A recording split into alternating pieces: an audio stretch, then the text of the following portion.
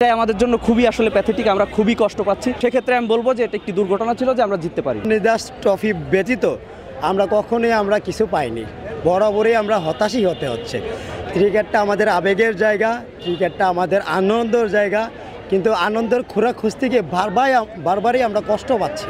যেমন ভাই এখন আমার হাত ধটপট করতেছি, 4 ঘন্টা দাঁড়িয়ে এক জায়গায় দাঁড়িয়ে ম্যাচ দেখে যদি এই ম্যাচ দেখতে হয়, আর বিশেষ করে আমাদের টপ অর্ডারদের তো নিয়ে কিছু বলারই না ভাই। এই ধরনের খেলার কোনো দরকার নেই।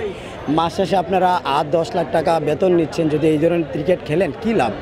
আর সাকিব ভাইয়ের কথা তো বলেই লাভ না, যদিও আমি সাকিব ভাইয়ের ডায়াট ফ্যান, কিন্তু ওনাকে নিয়ে এখন আর বলার কিছু নেই। আমরা ক্রিকেট থেকে সরে আমরা এখন একমাত্র ওয়ালটন এসি দিচ্ছে 1 বছরের রিপ্লেসমেন্ট গ্যারান্টি এবং কম্প্রেসারের 10 বছরের গ্যারান্টি।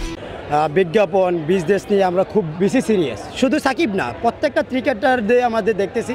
এটা নিয়ে বিসিবির কাছে আমার জোর আবেদন, এটা নিয়ে আপনারা বসবেন, কথা বলবেন, একটা বেসিক একটা নিয়ম দিয়ে দিবেন ক্রিকেটারদের জন্য। যদি এটা না হয় আমাদের ক্রিকেটটা ধ্বংসর পথে। ক্রিকেট যদি আমরা খেলি, ক্রিকেট নিয়ে চিন্তা করতে হবে, ক্রিকেট নিয়ে ভাবতে হবে, ক্রিকেট নিয়ে খাইতে হবে, ক্রিকেট নিয়ে ঘুমাতে হবে।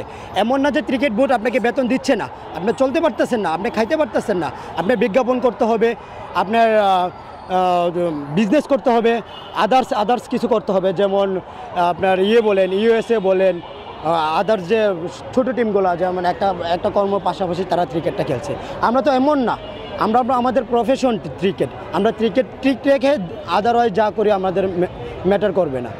শান্ত, এদেরকে নিয়ে কিছু আসলে বলতে চাই যে এই যে সাকিব আল হাসান অটো চয়েস, নাজমুল শান্ত তিনি একজন অধিনায়ক, এনাদের পারফরমেন্সে আসলে আমরা যারা বাংলাদেশের 18 কোটি জনতা আছি আমরা আসলে খুশি না। মাহমুদুল্লাহ 6টা মারলো, উনি সব থেকে ভালো।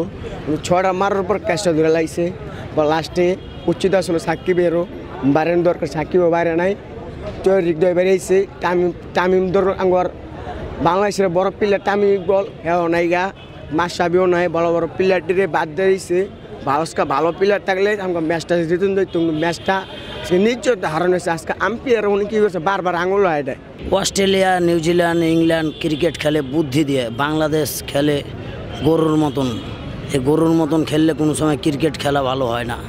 যে যতদিন না বাংলাদেশ থেকে নাজমুল হাসান শান্ত ক্যাপ্টেনের পদ থেকে বাদ হবে, আপনার সাকিব আল হাসান অলরাউন্ডারের পদ থেকে বাদ হবে, ততদিন পর্যন্ত এই বাংলাদেশ ভালো কিছু আশা করা যায় না।